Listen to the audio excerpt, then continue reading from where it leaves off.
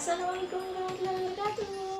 Kembali lagi di my YouTube channel Yani ZS. Buat kalian yang belum like, jangan lupa like, comment, share, dan subscribe. Oke, di video kali ini saya akan menjelaskan tentang penyakit diabetes mellitus atau penyakit kencing manis. Buat kalian yang belum tahu apa itu penyakit diabetes, kalian boleh simak video aku selengkapnya dan tonton video aku sampai habis. Oke, langsung saja kita akan membahas tentang penyakit diabetes mellitus atau penyakit kencing manis. Sebelum saya lanjut, saya mau tanya dulu nih, apakah kalian semua sudah tahu penyakit apa itu penyakit diabetes? Oke, buat kalian yang belum tahu, saya akan menjelaskan ya. Diabetes itu adalah pancuran dan mellitus itu adalah madu atau gula. Penyakit diabetes merupakan salah satu penyakit yang tertua pada manusia. Nama lengkapnya adalah diabetes mellitus yang berasal dari bahasa Yunani. Diabetes yang berarti pancuran dan mellitus yang berarti madu atau gula. Jadi, diabetes mellitus ini menggambarkan gejala diabetes yang tidak terkontrol, yakni banyaknya keluar air seni yang manis karena mengandung gula. Itulah sebabnya penyakit ini sering disebut dengan penyakit kencing manis. Oke, kita lanjut. Mengapa kadar gula itu bisa meningkat? Kadar gula itu bisa meningkat karena diabetes disebabkan oleh kekurangan hormon insulin. Terus hormon adalah bahan yang dibuat oleh tubuh dan dilepas ke dalam aliran darah untuk digunakan oleh bagian tubuh yang membutuhkannya. Hormon insulin dibuat oleh kelenjar pankreas. Hormon insulin ini dapat menurunkan kadar gula dengan cara, ada 3 cara untuk menurunkan kadar gula. Yang pertama itu meningkatkan jumlah gula yang disimpan di dalam hati. Terus yang kedua, merangsang sel-sel agar menyerap gula. Dan yang ketiga, mencegah hati mengeluarkan terlalu banyak gula. Ada orang yang sama sekali tidak dapat menghasilkan insulin, tetapi ada juga yang produksi insulinnya cukup tetapi hormon tersebut tidak bekerja dengan baik. Jika insulin berkurang, maka otomatis kadar gula di dalam darah akan meningkat. Glukosa dalam darah itu berasal dari makanan yang kita olah secara kimiawi oleh hati. Sebagian glukosa disimpan dan sebagian glukosa digunakan untuk tenaga. Jika kadar gula melebihi angka tertentu, maka gula mulai keluar dari darah dan masuk ke dalam urin. Nih, seperti gambar yang di samping ya. Nanti ada penjelasannya di bagian atas. Oke, kita masuk ke gejala diabetes mellitus atau gejala kencing manis. Nih, salah satunya ada sering kencing, mudah lapar dan haus, berat badan menurun. Saya akan menjelaskannya satu persatu. Banyaknya kencing itu karena kadar gula yang tinggi menyebabkan sering kencing dalam jumlah yang banyak. 2, yang banyaknya makan atau minum itu karena mudah lapar dan mudah haus. Itu untuk mengimbangi banyaknya air yang keluar sebagai kencing, maka akan banyak minum dan sering merasa haus. Yang ketiga, berat badan menurun tanpa sebab yang jelas. Itu karena tidak terdapat cukup insulin untuk mengubah gula menjadi tenaga. Tubuh akan menggunakan simpanan lemak dan protein. Hal ini menyebabkan hilangnya berat badan. Oke, kita masih membahas tentang gejala diabetes mellitus atau kencing manis. Yang selanjutnya itu penglihatan kabur, sebagian penglihatan kabur, sering berganti kacamata, terus gatal-gatal terutama di sekitar daerah kemaluanan, terus cepat lelah dan mengantuk, luka sulit untuk sembuh. Saya akan menjelaskan satu persatu, mulai dari penglihatan kabur, sering berganti kacamata. Itu gejalanya itu karena kadar gula yang tinggi menyebabkan perubahan pada lensa mata sehingga penglihatan itu menjadi kabur walaupun sudah berganti kacamata. Terus yang kedua, gatal-gatal terutama pada sekitar kemaluanan itu karena terjadi infeksi jamur di sekitar daerah kemaluanan yang menyebabkan rasa gatal dan rasa yang tidak nyaman. Terus yang selanjutnya cepat lelah dan mengantuk, itu karena gula di dalam darah tidak dapat diubah menjadi tenaga dalam sel-sel tubuh, maka badan cepat merasa lelah dan kurang bertenaga dan mengantuk. Terus yang keempat, bila luka itu sulit untuk sembuh, itu karena pada penderita diabetes terjadinya penurunan daya tahan tubuh terhadap infeksi, sehingga bila luka itu akan sulit untuk sembuh. Terus infeksi yang berat di kaki mempunyai risiko untuk diamputasi sehingga menimbulkan cacat. Oke, lanjut lagi, masih tentang gejala diabetes mellitus atau kencing manis. Yang selanjutnya melahirkan bayi lebih dari 4 kilo. Terus impoten dan kesemutan. Saya menjelaskannya. Yang pertama, melahirkan bayi lebih dari 4 kilo itu karena kadar gula yang tinggi pada ibu hamil akan menyebabkan janin tumbuh menjadi lebih besar sehingga waktu lahir berat badan bayi bisa 4 kilo lebih. Terus impoten itu diabetes dapat masuk ke jaringan saraf dan pembuluh darah itu baik pada kemaluanan maupun kaki, sehingga dapat menyebabkan impotens dan kesemutan di bagian kaki. Oke, sekarang sebelum saya lanjut ke komplikasi diabetes, buat kalian yang mau tanya-tanya dulu tentang penyakit diabetes atau penyakit kencing manis ini, kalian boleh komen di bawah ya. Komen di bawah, saya tunggu. Kita berbagi informasi tentang penyakit diabetes mellitus, kita akan sharing bersama-sama. Oke, lanjut ya. Kita masuk ke komplikasi diabetes mellitus atau kencing manis. Komplikasi kencing manis itu, seperti ada yang digambar ini, ada 3 gambar ya, contoh ini. Nanti saya akan menjelaskan satu persatu. Yang pertama itu kerusakan ginjal, cuci darah. Terus yang kedua infeksi gangren atau kaki sampai diamputasi. Terus impoten. Komplikasinya itu apa yang ditakuti dari diabetes? Yang paling ditakuti adalah biasanya komplikasinya. Komplikasi diabetes itu ada 2 jenis. Yang pertama komplikasi akut. Komplikasi akut itu yang bisa berakibat dengan kematian. Terus yang kedua komplikasi kronik. Komplikasi kronik itu komplikasi yang mengakibatkan cacat. Terus yang kedua, mengapa harus berobat secara teratur? Itu tuh untuk menjaga gula darah, tekanan darah, lemak, dan berat badan terkontrol baik sehingga terhindar dari komplikasi. Terus yang ketiga, mengapa kadar gula itu harus dikendalikan? Karena dengan kadar gula yang dikendalikan, Anda akan merasa lebih sehat dan sanggup melakukan aktivitas yang lebih banyak dan mengurangi risiko terjadinya komplikasi diabetes. Terus bila sudah timbul komplikasi, umumnya tidak bisa diperbaiki lagi dan dapat menimbulkan cacat bahkan kematian.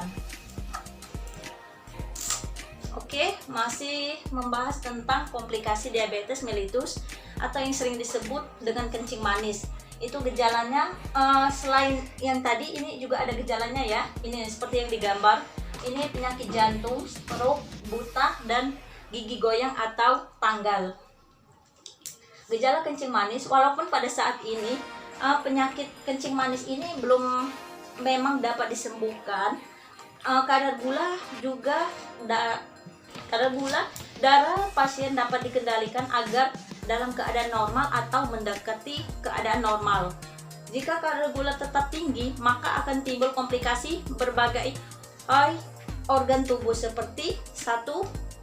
Pembuluh darah atau jantung, penyakit jantung koroner. 2. Itu pembuluh darah otak atau stroke. Dan yang ketiga, pembuluh darah mata. Itu dapat terjadi kebutaan. Terus yang keempat, gigi mudah goyang atau tanggal. Kalau sudah terjadi komplikasi, usaha untuk menyembuhkan keadaan tersebut ke arah normal itu sangatlah sulit. kerusakan yang terjadi pada umumnya itu akan menetap. Oleh karena itu, usaha pencegahan untuk terjadinya komplikasi tersebut akan sangat bermanfaat untuk menghindari terjadinya berbagai hal yang tidak menguntungkan. Oke, kita masih lanjut tentang komplikasi diabetes mellitus. Itu seperti gambar ini, hipoglikemia atau kadar gula yang terlalu rendah. Hipoglikemia itu atau kadar gula yang terlalu rendah. Bila pasien diabetes itu minum obat atau suntik insulin yang terlalu banyak, maka makanan yang terlalu sedikit atau olahraga berat, maka kadar gula darahnya akan turun terlalu rendah. Terus hal ini disebut sebagai hipoglikemia atau yang disingkat dengan HIPO. Gejalanya adalah badan merasa lemas, lapar, pusing, gemetaran, berkeringat, dan detak jantung yang cepat. Bahkan dapat menyebabkan pingsan bila kadar gulanya menjadi sangat rendah. Bila kadar gulanya rendah itu dapat pingsan ya. Terus kita masih membahas tentang komplikasi diabetes mellitus atau kencing manis.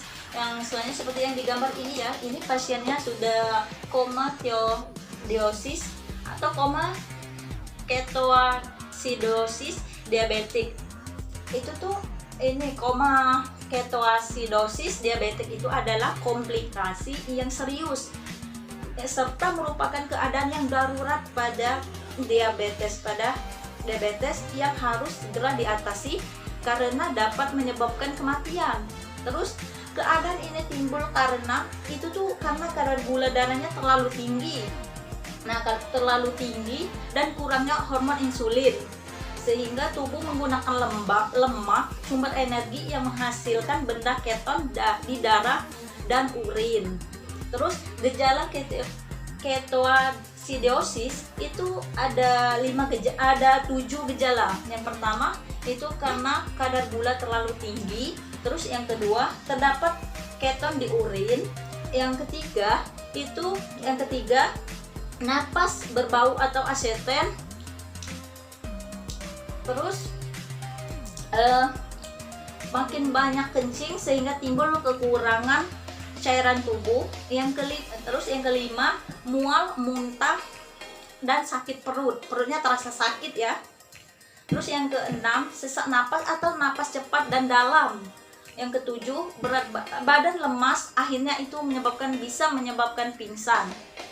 Terus pencetusan timbulnya ketoasidosis.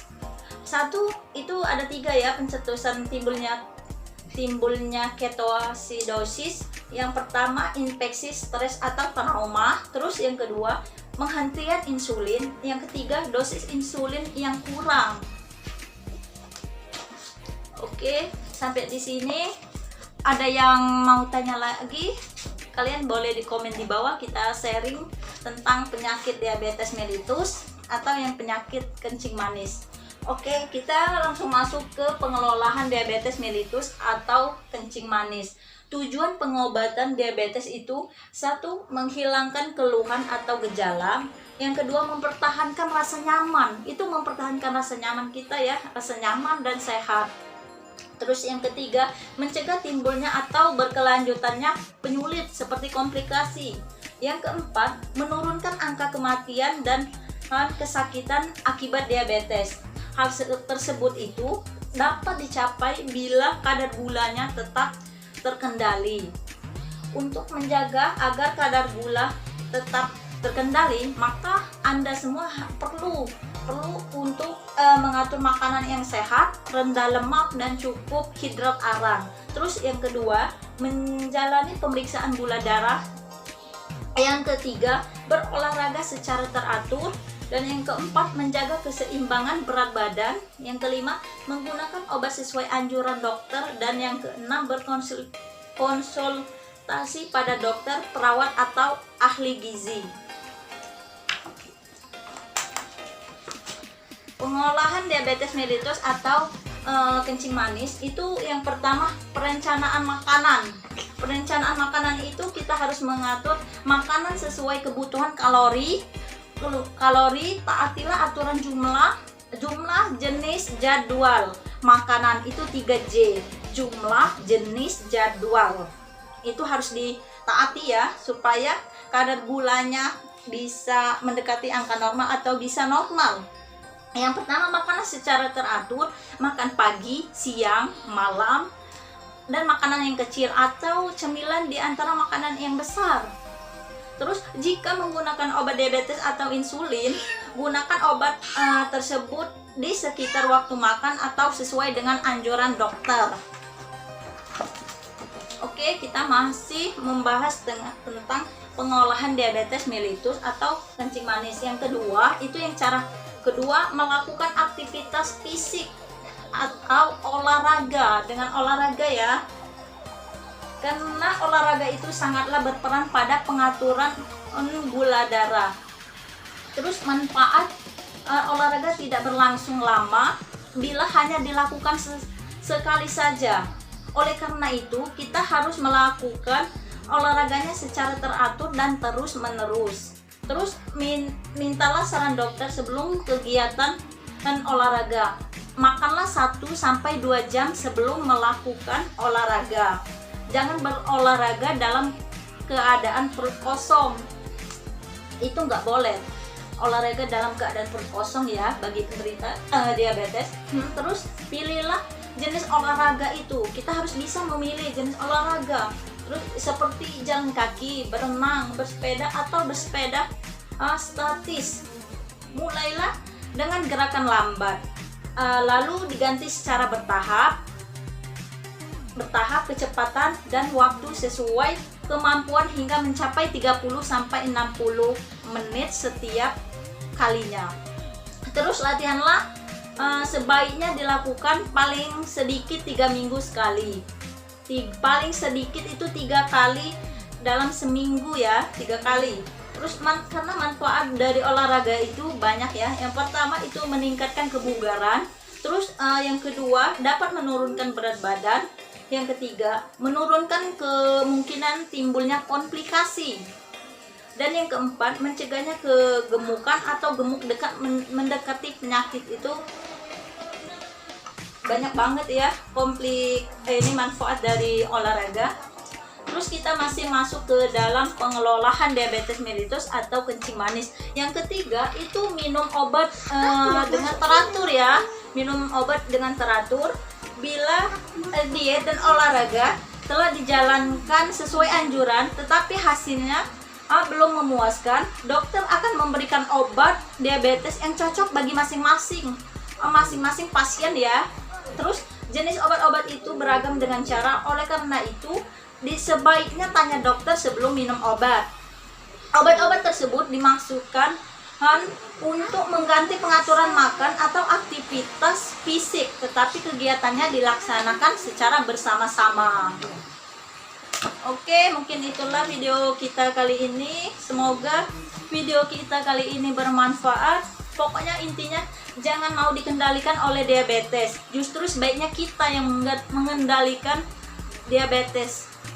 Oke, itulah tadi pembahasan kita tentang diabetes mellitus. Buat kalian yang mau tanya-tanya tentang penyakit diabetes mellitus, kalian boleh komen di bawah. Kita sharing secara bersama-sama. Semoga video kali ini bermanfaat.